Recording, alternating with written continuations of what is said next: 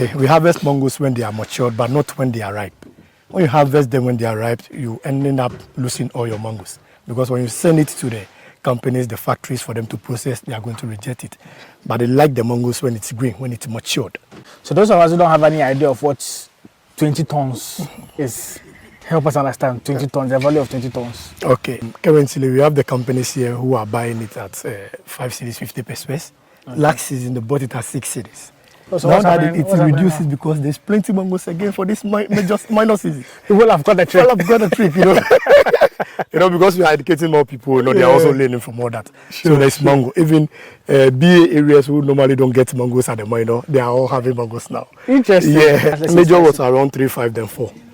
So now it's 5.55, you know that. Yeah, so that's how per kilo. So when hitting a ton, we're talking about 5,500 per ton. And then some companies are also buying it 5 cedis per kilo, then 5,000 per ton.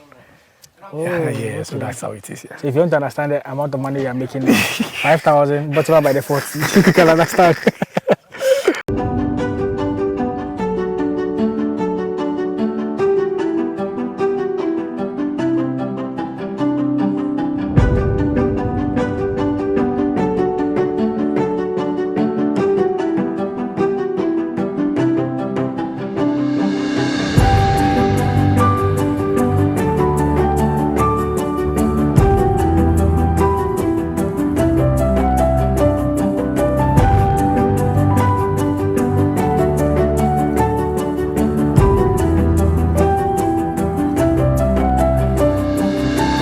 Okay, it's a beautiful brand new day. Welcome back to another exciting farming week in Ghana. If it is your first time seeing me, I'm Charles, and on this channel we talk about farming and agriculture here in Ghana. I believe this phase is not a new phase to you guys, at least for those who have been following the channel for some time. Earlier this year, was it this year, right? Yeah. Yes, we came here at MKL Wealth Farms. Yeah. Maxwell Kofili Wealth Farms, yeah. Yes. Yeah. We came here, he took us through mango farming, what he has in here, how the journey began and all of that. So if you've not watched all of those, you can go and check it out. But in this video, we are having a harvesting period. I think the last time I came, you were like, you have the major and the minor season. Yeah. And like this is the minor season. I hope I'm not correct. Yeah, this is the minor. At least I still remember those things. So yes, if you not check those ones out, have a look at them. Very educative videos. But in today's video, I'm harvesting here on the farm. We came around again to film at the harvesting and what is going on. Maxwell is going to take us through how many mangoes they are harvesting, what the whole process is about, and what they are doing here today on the farm. Big man. Yeah, it was. Can you take us through? You're welcome once again. Thank you. All right. Currently, we are harvesting like you just said. So today, the whole budget is to harvest about 20 tons of mangoes. Yeah, so that's exactly what we are doing. It's a gradual process, a bit stressful, but that's where you hit the target of the cash. So you are still on it. So that's the process. So you can see behind me there are beams that with a track. So we use the tricycles and we just bring the mangoes. We just load them into the beams. Then we are good to go. So that's the whole thing. That's the whole idea about harvest. But it takes time, for you to go to follow these same procedures before you hit the same target before you get the mangoes to harvest. Sure. Yeah. So in the course of the harvesting, I realized there were some of the mangoes that are being rejected. Some of them too that are being harvested too, they are not that ripe, they are still green. Is there a particular reason why, and why is that so? Okay, we harvest mangoes when they are matured, but not when they are ripe. When you harvest them when they are ripe, you ending up losing all your mangoes. Because when you send it to the companies, the factories for them to process, they are going to reject it. But they like the mangoes when it's green, when it's matured. So that's the process. So we harvest mangoes when they are 5 months. After the first day you saw a flower on your farm, you just take a notice, you keep your record, then you start counting. When you hit 5 to 6 months, meaning the mangoes are matured. Okay. So you don't need to allow them to ripe before you harvest. So that's it. So when you start seeing the flower, please elaborate a bit. So I know on the mango tree, there are a lot of flowers on it. Yeah. After let's say even the time where there are no mangoes even actually on the tree. So what do you mean by that? You see a flower, then 5 months after that? Okay, naturally, because we have 2 seasons. With the major season, naturally the mangoes do fruit without you doing any flower induction. The flower inductions is the process whereby we spray the mango trees, telling them when they should fruit, to meet our target of harvesting. Okay. But with the natural process is when you allow the tree itself to fruit. Okay. Yeah, so when you are following the natural process of fruiting, when you go to the farm, you just jot when you see a flower on your farm. Then you start counting from that time until 5 to 6 months that the mangoes will be ready for you to harvest. But when you are following the minor season, that's when you have higher price. So you do the flower induction by yourself. You just organize your team. Then you instruct them to go and spray a particular farm. Then you are good to go. So with that, you keep the record. Then you start counting too. So the spraying, what do you spray it with? So at least you know what forces the flower to come out. Okay, so we have protections and Yara nitrile ball and all that we use. And there are some other things we also use. Yeah, so that's how So you spray it on the leaves and spray it on the leaves to make sure the leaves. Of flowers. Yes, so we just help them to flower, even when they are not ready. But you just make sure the leaves are deep green before you do that. Okay. So when the leaves are deep green, when they are matured, that's when the flowers don't come. And 5 months after, then you have the harvest. Yes. Okay. So that's the process. Okay. So those of us who don't have any idea of what 20 tons is, help us understand 20 tons, the value of 20 tons. Okay. Talking about 20 tons, this bean per se, 2 of these beans can take 1 ton. This one? 2, yes. So this take about 500, 450 kilos. Oh, okay. And 1,000 kilos make 1 ton. Yeah. So like I said, 2 of these make 1 ton. So it's easy to do your calculations with this. If you are not that expert. So you just need to know that, okay, 1,000 kilos make 1 ton. So 1,000 kilos make 1 ton. 500 kilos make half a ton. So you just make all these calculations and you are good to go. And if two of this makes like 1 ton. 1 ton. They are harvesting 20 tons. So it means 2 divided by 20. Yes. So you get 40. No, so 2 of these make 1 ton. Oh, okay. So you get it. So you get 40 to get for the 20 tons. Hey, 40 of this. Yeah, 40 of this. That's insane. Yeah, but we are on it. We are on it. Okay. And like how many acres again are we having here in total? Okay, here I'm harvesting from 7 acres farm. Okay. So you can see we are bringing the mangoes from the next farm. Yeah, from 7. That's the main target. So when I finish there, and maybe I did not hit the target. The whole idea is for me to hit the target of 1 ton, 1 acre, at least 3 or 5 tons. So if I do not hit that target, then I must jump into the next farm to pick. How we do the harvest is that we first pick the big ones. Okay. So with that, I can't hit the target of getting 5 or 3 tons per acre. Yeah, so I need to pick the first big ones. Then the second harvest, you come to pick the medium sizes. Then the third, you pick the smaller sizes. So when you pick the big ones, the medium sizes and the smaller sizes will also become big.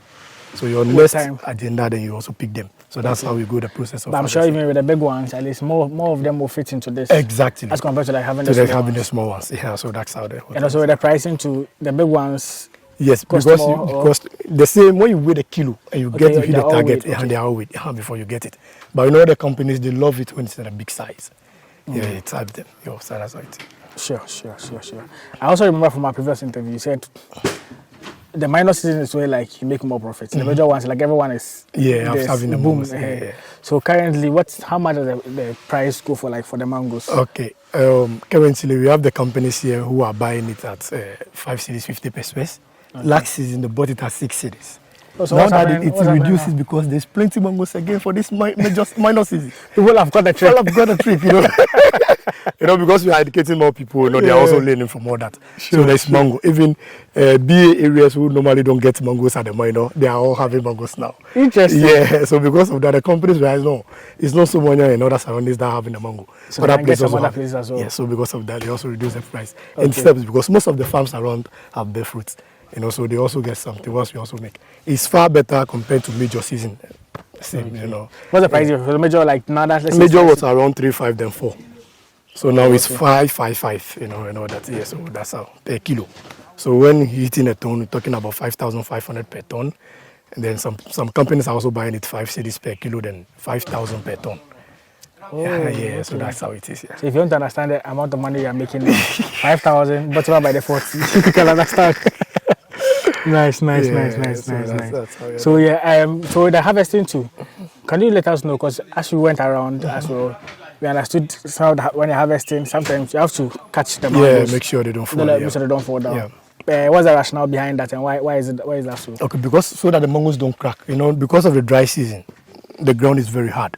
So when you harvest, you pluck the mango, and you are not able to catch it, and it falls to the ground. Automatically, you are going to lose that particular mango.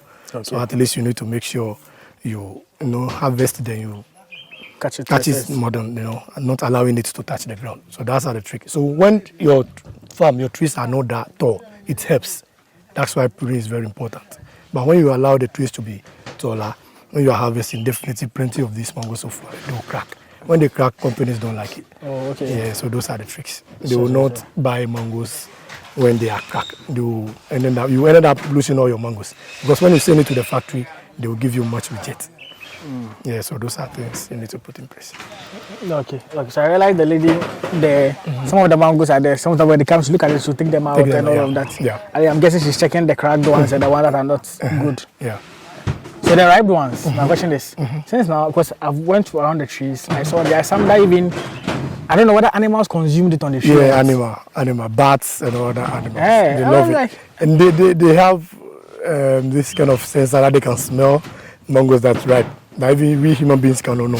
They'll just go there and they just know it. So they're surprised on the tree and if like they'll finish the whole thing. That's the art of bats mostly. Oh, so they come at night to enjoy it. That's why you need to harvest your mangoes when they are matured, not to allow them to ripe. That's the trick. Because you can't stop them. You cannot set a trap for a bat. Definitely they are going to enjoy it. You can't use scarecrow. You can't do anything about that. Yeah, so that's how it is. So the matured ones and the ripe ones on the trees, who would we sell those ones to? Okay, the ripe ones, what I do mostly is I let the market women, the local market women, they come and they pick those ones and they send it to sell. I sell it to them, but I don't hit the targets like harvesting the matured ones. Okay. When it's ripe, they also tell you, no, I don't have a canna there because of that here. So we reduce the price for them to come and pick the ripe ones. So when they pick, they also send it to the market to sell it. But I don't hit a target on that compared to when you're harvesting on ripe ones. At least this one is the main focus. Exactly. Because with this you can handle it compared to ripe ones. You need to be taking extra careful like egg. That kind of thing, yeah. Sure. Any final message maybe for people watching us who are interested in mango farming, who want to learn more about the business? Okay, I will encourage them, especially the youth. They should never give up. I always keep saying this. They should never give up. They should not see farming as a bad thing. They should not give up. They should keep on investing if they know much about farming, anything at all. Well, maybe when you tell somebody to come and venture into mango, because they don't know much about it, and maybe they've heard there's a stress and all that, maybe they can't do. But if you know much about something concerning agriculture, they should put themselves into it. And those who want to venture into mango, I'm always available for them, to lead them, educate them. I have this kind of package for people. I'm also into the seedlings. Yeah. I have this package yes, on the other side. I have a package for those people. These trucks come far away from Burkina to buy from me, So I have that kind of package. When you buy the seedlings from me and we plant for you, like giving me the contract, when your farm started to fruit, I'll definitely help you to connect you to these buyers to buy from you. Oh, okay. So, then at least it's good. So that's what I'm doing, helping society, and I'm also making some profit small for myself. Sure. So if you don't get what he's trying, basically what he's trying to say is he has a ready market where people come and buy from him. So, and he also sells seedlings. So if you're interested in learning more about mango farming, we did an entire video on mango farming. I don't want us to do another one again. It just did it this year. So if you have not checked it out, go and watch those ones where we've looked at the business, what goes into it, what you're supposed to know. And he sells seedlings. So if you need some to buy, when you buy some from him and your mangoes are ready to be harvested, he can at least bring his market around. So at least you don't even struggle with markets. Exactly. You can just come and take it. But I know this, but they take it in large quantities. Large. And you can't even supply all of them. I'm even connecting some to some of my friends. To supply. Exactly. So if you're interested in mango farming, I have a video. I'll link it so you can check it out to learn about the business, understand the business. Yes, reach out to him. His contact details and everything will be in the description side of the video. If you want to venture into the business and learn more about it. All right, this will close out the video. Unless you have anything final to say. No, I'll just tell them not to give up in life. They should keep hitting out. Sure. Together we'll make it. Agriculture is the next big thing. Nice. That's all, yeah. Charlie, if you don't watch the video I did with him, go and watch. This just came up. You said you have like 100 acres. If you have to value your farm, how much do you say the farm is worth? I know there's a big question. If you have to value the farm, how much? Plenty money. So let's do that. Plenty money. I like saying this thing. So it's plenty money. It's big money. It's plenty money. Yeah, it's plenty money. Sure. Yeah, it took me a whole lot of money to be able to reach this height. Yeah, I do everything I want to do just to be able to build. And the focus is for me to invest until I hit 10 years in business. So 2016, and I'll be ending next year. Wow. So I'm not doing anything than investing in the same business. That's the target. So from 2016 to 2025. So as it stands now, I'm not living like a rich man. I'm not living like someone. More investment. Yes, I'm just investing. That's the target. From 2016 to 2025, it's about investing. That's the target, and nothing but that. So you can't see me investing my money in something I don't plan for. If what you are bringing on the table is not something that will be beneficial to me in my company, I'm not doing it. I postpone it until another thing. So I only do things I plan for. That's it. I only do things I plan for because I've made up the mindset to invest until I hit 10 years. And I got that advice from Jack Ma, Alibaba. Jack Ma, yeah. Yes, because I was listening to one of his stories and he said that's it. To be well known, to be well established in business unless you hit 10 years. First I planned for 3 years. And within 2016, 2019, when I started getting fame, each one people came to the farm, you know, and I lose my focus. Okay. So when I lose my focus, I get back to my senses. You know, that's when sometimes you'll be dead and even, you know, this kind of ladies will also be calling in because they know this kind of thing. So yeah. One way or the other, I lose the focus. I'm like, no, I need to stop everything again, come back and focus back on it. Nice. So 2021, 2022, COVID-19 came in also.